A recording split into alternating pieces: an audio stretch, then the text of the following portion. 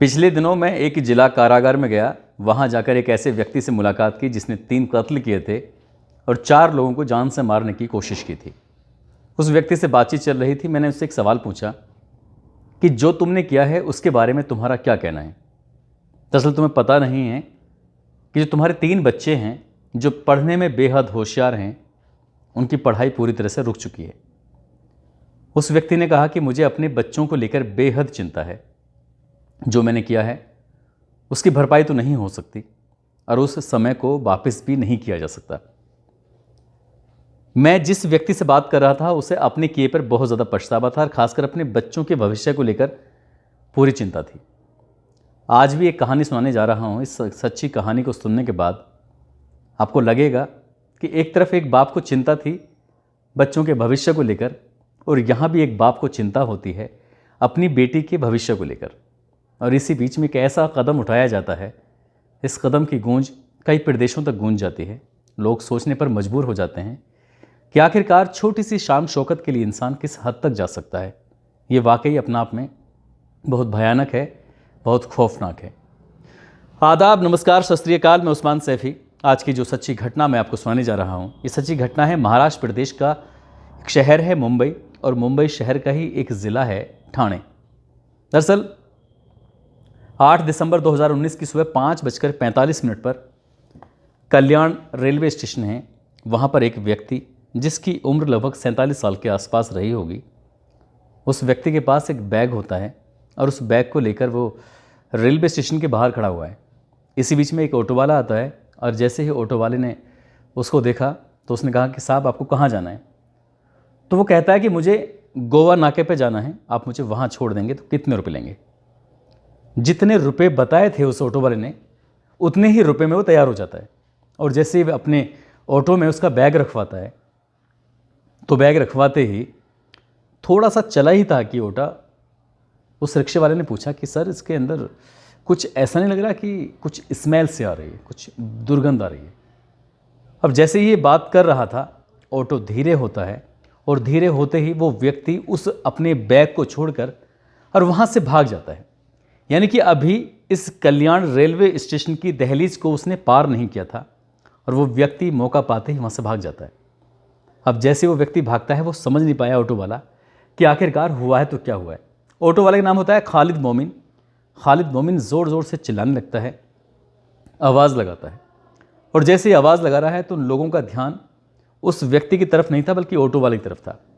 इससे पहले कि कोई कुछ समझ पाता वो व्यक्ति आंखों से ओझल हो चुका था और सारे ऑटो वाले एक साथ इकट्ठे होते हैं और उसके बाद उस बैग को खोला जाता है।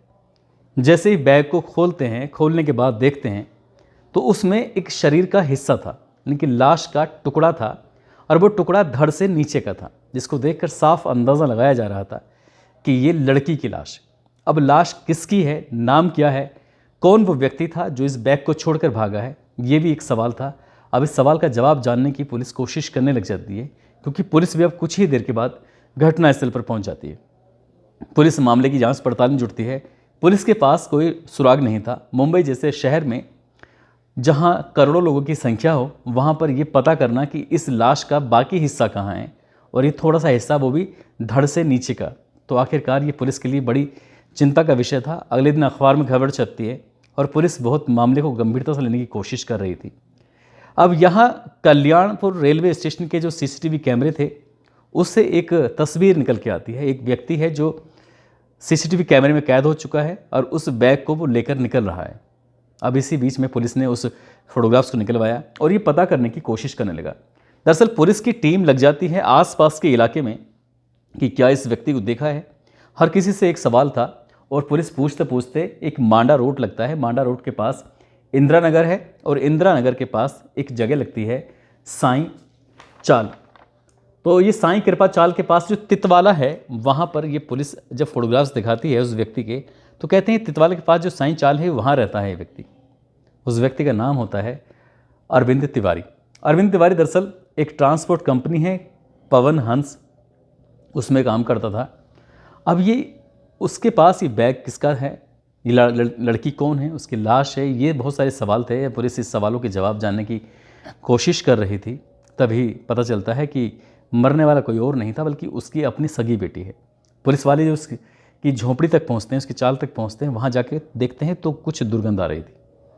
कुल मिला के पुलिस पहुंच जाती है सीधा उसके उस ट्रांसपोर्ट पर वो काम कर रहा था। पुलिस उसे गिरफ्तार करती है। गिरफ्तार करने के बाद उससे जब पूछताछ करने की कोशिश कर रही थी तो वो कहता है कि मैं उत्तर प्रदेश के ज़िला जौनपुर का रहने वाला हूँ, मेरी 4 बेटियाँ हैं और पत्नी है।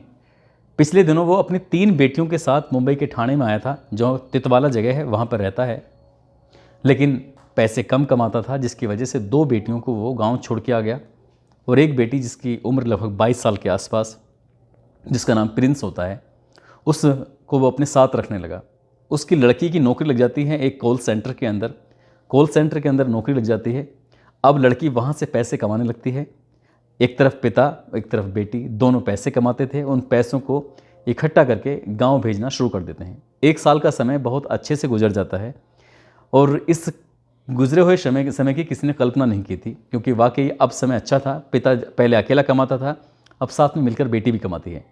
बेटी के हाव भाव जब पिता देखता था तो उसके बेटी के हाव भाव कुछ उसको अच्छे नहीं लगते थे। ये सब देखकर वो कुछ ज़्यादा चिंतित होने लगा। अपनी बेटी से बोलता है कि बेटा मुझे कुछ लग रहा है कि सब ठीक तो है, कुछ ऐसी कोई बात तो नहीं है। तो बेटी इस बात को लेकर कहती कि पापा ऐसी कोई बात तो नहीं, सब कुछ ठीक ठाक चल रहा है।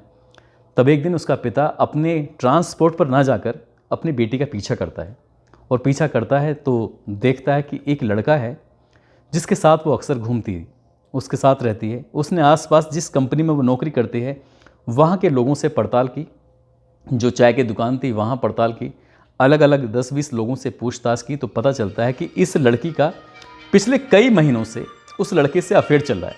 और वो लड़का कोई और नहीं था, वो लड़का मुस्लिम समाज से बिलोंग करता था, उसी से ही वो प्यार करती थी। हालांकि इस व्यक्ति ने उस लड़की से वहाँ तो कुछ नहीं कहा, लेकिन जब लड़की घर आती है तो अपनी बेटी को वो बड़े प्यार से समझाता है। उससे कहता है कि बेटा जिसके साथ तुम हो इस बात की इजाज़त समाज बिल्कुल नहीं देगा। लेकिन लड़की थी कि अपने पिता की बात को मानने के लिए तैयारी नहीं थी, और हद तो तब हो जाती है जब लड़की ने अपने पिता से बातचीत करना पूरी तरह से बंद कर दिया। अब दोनों ही पापा और बेटी एक ही झोंपड़ी के अंदर रहते थे, लेकिन कई कई दिनों तक बातचीत नहीं होती थी। एक बार बाप ने उसका फिर से पीछा करना शुरू किया तो पता चलता है कि वो लड़के के साथ अक्सर घूमती थी। जब उसकी बेटी उसकी बात नहीं मानने को तैयार थी तब उसने 6 दिसंबर 2019 को एक दुकान से वो जहर लेके आता है और एक दुकान से वो लेके आता है एक धारदार चाकू। अपनी बेटी को खाना खिलाता है शाम का, और खाना खिलाने के बाद उसी के अंदर जहर मिला के दे देता है। बेटी जैसे ही उस खाने को खाती है तुरंत बेटी की कुछ ही समय में मौत हो जाती है। उसे खुद नहीं पता था कि आज उसके पापा ने उसके लिए जहर मिलाया है, लेकिन वो जानता था कि इन झोंपड़ियों से अपनी बेटी को यहाँ से बाहर लेके जाएगा तो बड़ा मुश्किल हो जाएगा। इसलिए रात भर बैठकर उसने अपनी बेटी के शरीर के 3 टुकड़े करता है, और 3 टुकड़े करने के बाद एक हिस्से को उल्लास खाड़ी में फेंकता है और दूसरे हिस्से को वो इधर उधर जहाँ मौका मिलता है नाले में जहाँ भी वहाँ फेंक देता है। और तीसरे हिस्से को लेकर तीसरे दिन 8 दिसंबर 2019 की सुबह 5:45 पर कल्याण रेलवे स्टेशन के पास उस बैग को लेकर खड़ा हुआ था, और उसको वो ऐसी जगह पर फेंकना चाहता था जहाँ पर पुलिस उससे ढूंढ भी ले तो शायद ये ना पता कर सके कि ये लड़की की लाश है किसकी। इससे पहले कि वो कुछ कर पाता, ऑटो रिक्शे वाले को उसमें से स्मेल आ रही थी, दुर्गंध आ रही थी, और जिसको देखने के बाद उसने जब पूछा ही था, कहते हैं कि चोर के पाँव बहुत कमज़ोर होते हैं, बहुत चोर की जो स्थिति होती है बहुत ज़्यादा अच्छी नहीं होती है, वो जल्दी से एकदम अपने हाथ पैर छोड़ देता है। इसमें भी यही हुआ। एक ही बार उस ऑटो वाले ने टोका था, और जैसे ही वो टोकता है तुरंत ही वो अपना बैग छोड़कर वहाँ से भाग जाता है। पुलिस इसका खुलासा करती है। जब खुलासा करती है तो लोगों को बड़ा हैरानी होती है, परेशानी भी होती है कि आखिरकार एक बाप ने अपनी बेटी को सिर्फ इसलिए मार दिया क्योंकि वो एक मुस्लिम लड़के से शादी करना चाहती थी, और उसको सिर्फ इस बात का सबसे ज़्यादा डर था, भय था कि जिस ज़िले से वो आता है उसके लोग इस बात को कतई स्वीकार नहीं करेंगे कि एक ब्राह्मण परिवार की लड़की एक मुस्लिम के साथ वो शादी कर सके। पुलिस गिरफ्तार करती है। कुछ हिस्से शरीर के मिल जाते हैं उल्लास खाड़ी से, बाकी जगहों से कुछ हिस्से नहीं मिल पाते हैं।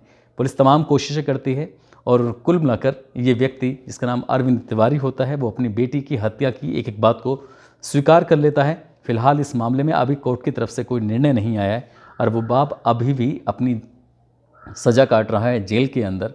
साथ ही उधर जो उसकी 3 बेटियां होती हैं जो कि जौनपुर में अपनी माँ के साथ रहती हैं, उनकी ज़िंदगी को लेकर कई तरह के सवाल खड़े हो जाते हैं। उनका भविष्य आगे बनेगा या नहीं बनेगा, ये भी एक सवाल है को घेरे में है। दोस्तों, इस घटना को सुनाने का उद्देश्य भी किसी को परेशान करना नहीं है, किसी का दिल दुखाना नहीं है, बल्कि आपको जागरूक करना है, आपको सचेत करना है।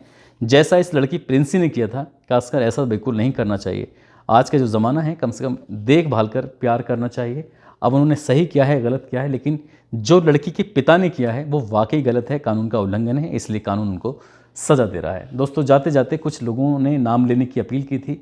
इसमें मुन्ना राउत हैं, इस्लाम सैफ़ी हैं, सागर देसाई हैं, चंचल गुप्ता हैं, प्रगति साहू हैं, अकबर खान, अंजुम हैं, सजर खान हैं, शिवम सिंह तोमर हैं, लवकुश हैं, वसीम खान हैं, नासिर खान हैं, रवीश चौधरी हैं, वसीम राजा हैं, आशीष कुमार, एस मोहम्मद, नदीम कुरैशी, आनंद चौधरी, राजू कुमार, रजनी कुमारी बुलंदशहर से। इन लोगों ने नाम लेने की अपील की थी। आप सब लोग अपना ख्याल रखें, सुरक्षित रहें। जय हिंद, जय भारत।